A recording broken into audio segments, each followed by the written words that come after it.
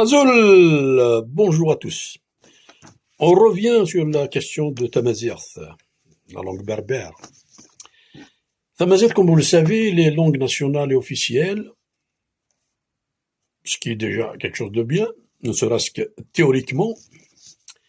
Mais si on voit l'enseignement est régi dans la constitution algérienne, l'enseignement est régi par une loi numéro 084 du 23 janvier 2008, loi de l'orientation de l'éducation nationale, dans l'article numéro 34 est dit, est marqué, noir sur le blanc, comme quoi elle est facultative. D'un côté, elle est nationale et officielle, et d'un autre côté, elle est facultative. Deux articles ou deux lois, si l'on peut dire, qui se contredisent. Qu'est-ce que c'est que national? C'est-à-dire qu'elle soit étudiée à l'échelle nationale. Officielle, c'est-à-dire qu'elle est officielle. Officielle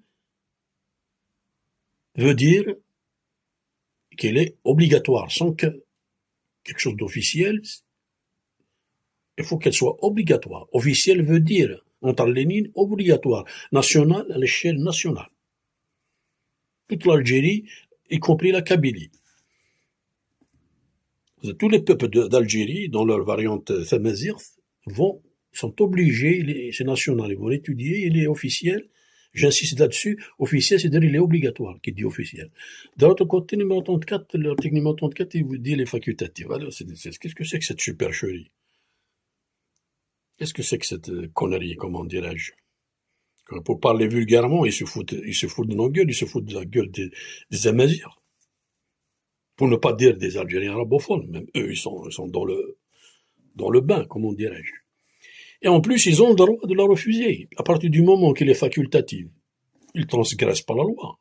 Ils contreviennent pas, les arabophones ne contreviennent pas à la loi, il va dire, il est facultatif, moi, j'en veux pas.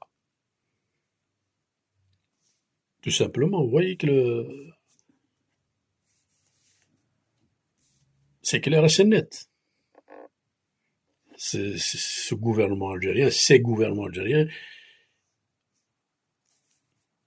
comme je l'avais dit dans la précédente vidéo, ils veulent faire disparaître la langue amazigh, la culture amazigh, dans toutes ses variantes, surtout la culture, la langue, le pays kabyle, surtout.